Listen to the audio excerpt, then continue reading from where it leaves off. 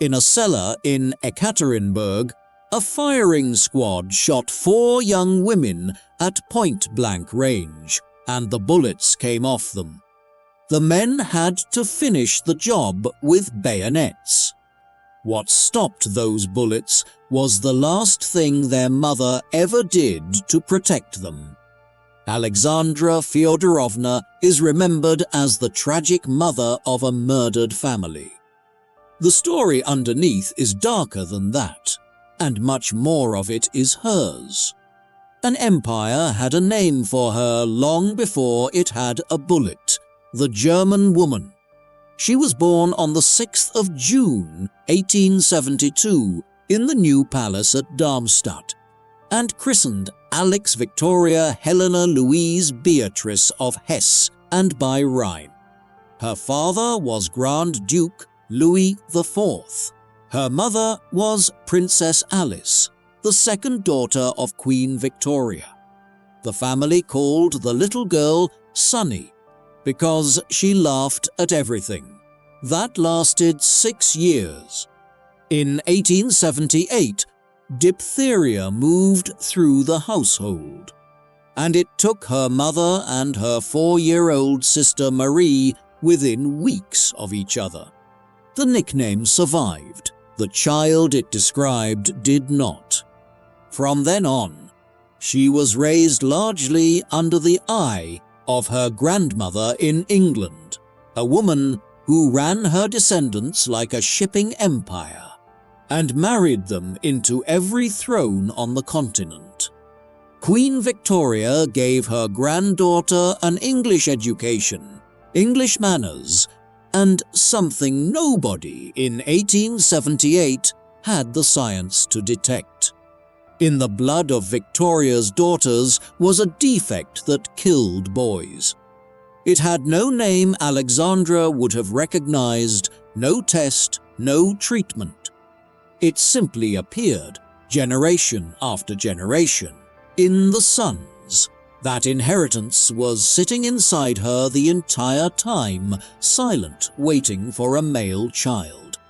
In 1884, she traveled to Russia for the first time, 12 years old, there to watch her sister Elizabeth marry Grand Duke Sergei. At that wedding, she met the heir to the Russian throne, a slight, courteous boy of 16 named Nicholas. He wrote about her afterwards. She scratched their names into a window pane. It was the sweetest thing that would ever happen between them, and everything it produced was catastrophic. Her father died in 1892. She was 20, and she had now buried a mother, a sister, and a father. Nicholas proposed at Coburg in April of 1894, and she refused him. The obstacle was religion. Marrying the heir meant abandoning her Lutheran faith for Russian Orthodoxy, and she wept and said no. Her relatives went to work on her. Within days, she agreed. And the woman who had resisted conversion the hardest would go on to become the most fanatically Orthodox figure in the Russian court. More Russian than the Russians, and infinitely less forgiving. Then the timetable collapsed. On the 1st of November 1894, Alexander III died at Livadia. His son became Emperor of all the Russias at 26, a man who had been given almost no training for the job and who reportedly told a cousin he wasn't ready for it. The next day, Alex was received into the Orthodox Church as Alexandra Feodorovna. 24 days later, on the 26th of November, she married him in the Winter Palace. 9 days after her father-in-law's funeral, in a court still draped in black. She didn't arrive in Russia. She followed a coffin into it, and the court noticed. Some of the old guard said openly that she came to them behind a hearse. Her mother-in-law, the Dowager Empress Maria Feodorovna, was not a woman who lost gracefully. She kept the position of First Lady at court.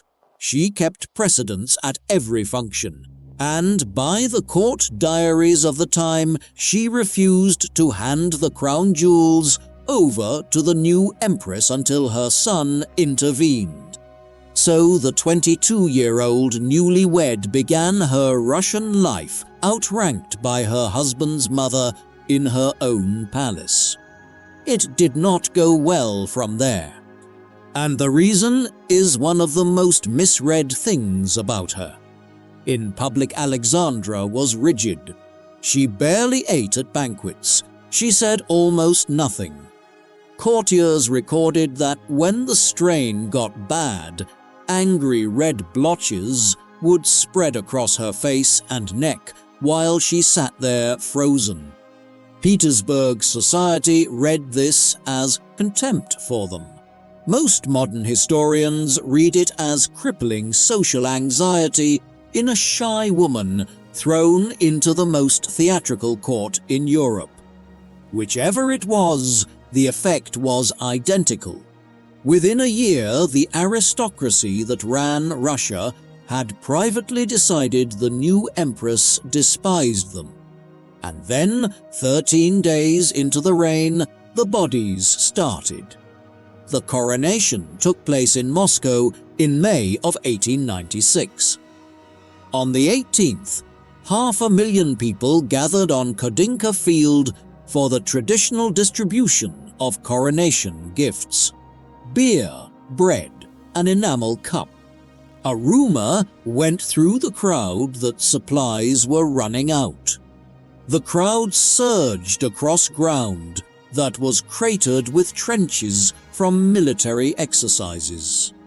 The official count was 1,389 people trampled to death, with roughly 1,300 more injured, at a party thrown to celebrate the new emperor and his bride.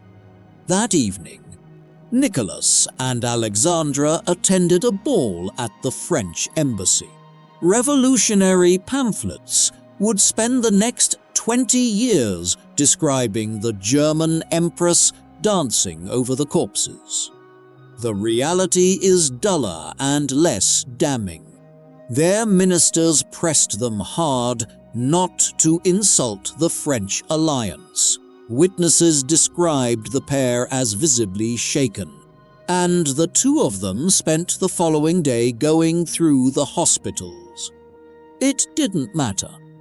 The image was set in the first month of the reign, and nothing she did for the next 22 years ever removed it. What she needed to fix her position was simple, and it was the one thing she couldn't produce. Olga arrived in 1895, Tatiana in 1897, Maria in 1899, Anastasia in 1901. 4 daughters, and Russian law barred every one of them from the throne. 4 times the guns fired over the Neva, and 4 times the empire counted the salvos and worked out it was a girl. The pressure on her became a kind of illness. She consulted mystics. She was reportedly convinced by one French charlatan that she was pregnant when she was not, a humiliation that ended in a public medical contradiction. On the 12th of August, 1904, she finally delivered a son. Within weeks, blood was seeping from the infant's navel and would not clot. The Tsarevich Alexei had hemophilia, and the disease had come to him through his mother, from her mother, from Queen Victoria. The diagnosis became a state secret. The heir to the largest empire on earth could bleed to death from a nosebleed, and the empire was never told. which meant that every strange decision his mother made from that day forward looked, to the outside world, like madness with no cause. She had a dying child, no medicine on earth that could help him, and a secret she could not share. And in November of 1905, with Russia in open revolt, someone introduced her to a Siberian peasant. Grigory Rasputin was a married father of 3 from a village in Tobolsk province, brought into the imperial circle through Grand Duchess Militsa of Montenegro. The press would later call him the Mad Monk. He was never a monk and took no vows. What he had was presence and a run of extraordinary luck at the bedside of a boy no doctor could treat. By 1912, that luck was about to become political power. In October of that year, at the hunting lodge at Spala, in Russian Poland, 8-year-old Alexei took a jolt in a carriage and began bleeding internally. The hematoma spread down his groin and thigh. His temperature climbed. His screams carried through the house for days, and the doctors, Fedorov and Derevenko, ran out of options entirely. The boy asked his mother a question that survives in the memoirs of his tutor, Pierre Gilliard. "When I am dead, it will not hurt anymore, will it?" The last rites were administered. Bulletins were prepared announcing the death of the heir. Alexandra telegraphed Rasputin in Siberia. His reply came back saying the boy would not die and telling her to keep the doctors away from him. Within days, the bleeding stopped and Alexei began to recover. Whether that telegram did anything is another question. Contemporary doctors noted that Rasputin's real effect was calm. A hysterical mother and a terrified child both settled when he was involved, and internal bleeds of that type often resolve on their own. Some medical historians have argued the doctors were actively making things worse with the treatments then in fashion. What is not in doubt is what Alexandra concluded. From Spala onwards, she believed with total certainty that this man was the only thing standing between her son and the grave, and she would burn any minister, any relative, and eventually any empire that tried to take him away.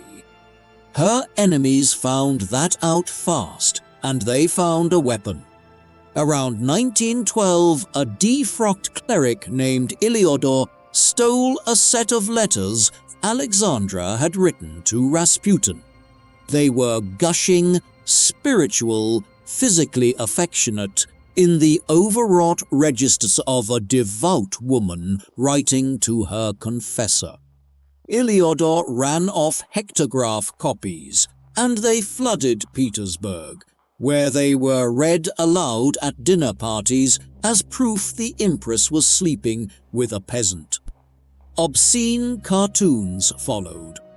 The provisional government investigated the relationship in 1917 with every archive and servant available to it and found no evidence of any sexual contact whatsoever, and no later archival work has found any either.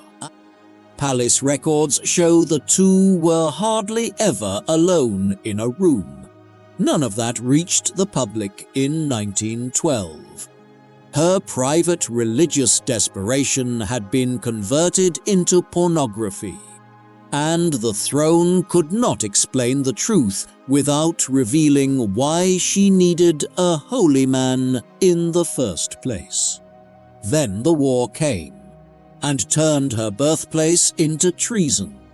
Germany declared war on Russia on the 1st of August 1914. Alexandra was a Hessian princess by birth and a first cousin by marriage to half of Europe's warring monarchs, and Russia decided within months that its empress was a spy. The rumor was specific. A secret wire in the palace to Berlin. Troop movements passed to the Kaiser, a separate peace being brokered behind the army's back. What she was actually doing was training as a Red Cross nurse. She converted palace space into a military hospital, qualified in surgical assistance, and stood in operating theaters with her two eldest daughters handling amputations and gangrene. It changed nothing. The Provisional Government's Commission tore through her correspondence in 1917 looking for the evidence, and the Bolsheviks and the white investigators looked after that. Nobody has ever produced a single intercepted message, a payment, or a letter. Her private letters, when they were finally published, showed her praying for German defeat. She was innocent of the one crime the whole country was certain she'd committed.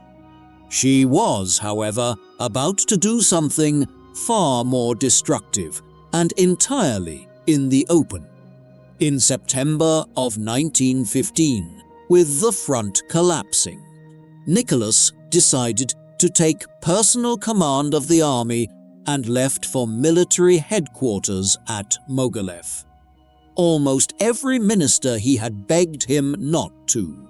It meant that from that moment, every military defeat belonged personally to the Tsar. The loudest voice pushing him to go was his wife's. With Nicholas 500 miles away, Alexandra ran the capital. She wrote to him constantly, and the letters are extraordinary documents. Affectionate, frantic, absolutely certain. She vetted ministers and reported Rasputin's opinion of each one. Competent men were removed for insufficient loyalty and replaced with nonentities who had the holy man's approval. By the count most historians use, in the 16 months before the monarchy fell, Russia burned through 4 prime ministers, 5 interior ministers, 3 foreign ministers, and 3 war ministers, in the middle of a world war. Contemporaries called it ministerial leapfrog. Her instruction to her husband never varied: concede nothing to the Duma. Rule alone. In one letter, she told him to be Peter the Great, Ivan the Terrible, Emperor Paul, crush them all under you. In the originals held in the state archives, her underlining is so violent that the pen goes through the paper. Many historians argue she was the most efficient agent of the Romanov collapse, that the autocracy might have survived the war and would never survive her. Others point out that the empire was already being destroyed by casualties, food shortages, and a Tsar with no political instincts, and that a shy woman with a dying son simply made a superb villain for a country that needed one. The honest answer is that both are true, and the second doesn't get her off the hook for the first. Her own family tried to stop her. In 1916, her sister, Elizabeth, by then a nun, came to the palace and begged her to send Rasputin away. Alexandra ordered her out. The two sisters never spoke again. In December of 1916, a group of aristocrats led by Prince Felix Yusupov and Grand Duke Dmitry Pavlovich murdered Rasputin and dumped his body in the Malaya Nevka. The lurid version of that killing grew in the telling for a century. What matters is what it achieved. Nothing. The grieving empress buried him at Tsarskoe Selo, went on citing his advice after his death, and the regime he had supposedly poisoned collapsed 9 weeks later anyway. The bread queues in Petrograd turned into a mutiny in February of 1917. The garrison went over to the crowds. On the day his capital fell out of his hands, Nicholas recorded the weather in his diary and noted what he'd been reading. He abdicated on the 2nd of March, for himself and, without consulting anyone, for his hemophiliac son. They were arrested at the Alexander Palace, moved to Tobolsk in August of 1917, and in April of 1918 handed to the Ural Regional Soviet and locked in a merchant's house in Ekaterinburg that the guards called the House of Special Purpose. The windows were whitewashed, then boarded. Alexandra was 45, in constant pain from sciatica and a failing heart, and spent most of her final months in a wheelchair, carried up and down the stairs by her son and by the men guarding her. On the night of the 16th of July, 1918, the family was woken around 1:30 and told to dress. They were walked downstairs into a semi-basement room, roughly 11 feet by 13, and told a photograph was needed. The room was empty. Alexandra's last recorded request as Empress of Russia was for chairs, 2 of them, one for herself and one for Alexei. They were brought. Then Yakov Yurovsky read out a sentence of execution, and 11 men fired into a room the size of a bedroom. Alexandra was killed almost immediately. She was 46 years, 1 month and 11 days old. Nicholas died beside her. Their 4 daughters did not. This is where the story turns, and where a mother's last act of love becomes something monstrous. In captivity, Alexandra had been terrified of theft, of the guards, of the local Soviets, of arriving somewhere with nothing. So she had the family jewels hidden. Working in secret over months in Tobolsk, the Empress and her daughters unpicked the linings of their corsets and sewed the Romanov diamonds inside them, layer upon layer, then stitched them shut and wore them. The guard, Pavel Medvedev, described it afterwards. Yurovsky put it in his official note. Compressed diamonds, packed solid across the torso, will stop a revolver round. In that basement, the volley aimed at the 4 young women ricocheted off their bodies and filled the room with dust and smoke, and the girls were still standing. The squad reloaded. Then, by Yurovsky's own account, the killing was finished with rifle butts and bayonets, and it took a considerable time. The men later stripped close to 18 pounds of jewels out of the clothing. A mother sewed her fortune into her children's underwear to keep them safe and turned them into armor that would not let them die. The bodies went into the Koktyaki forest, into 2 separate pits, and for 70 years that was the end of it, which is precisely why the legends grew. Anastasia survived, Alexei survived, pretenders surfaced for decades. In 1991, 9 skeletons came out of the ground near Ekaterinburg. 2 children were missing. British and Russian teams matched the mitochondrial DNA of the female remains to Prince Philip.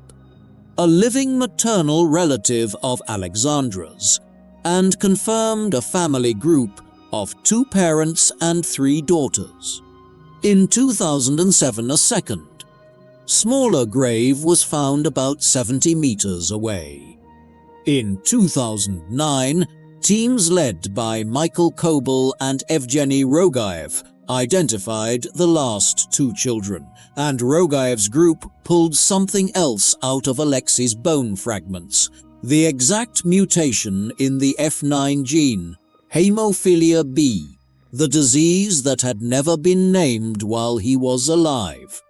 They traced it back through his mother to Queen Victoria. She had spent 23 years trying to be the most Russian woman in Russia, converting, praying, defending the autocracy past the point of sanity, hated the whole time for being foreign. In the end, the only thing left of her in the ground was her English blood. And it was the thing that identified her.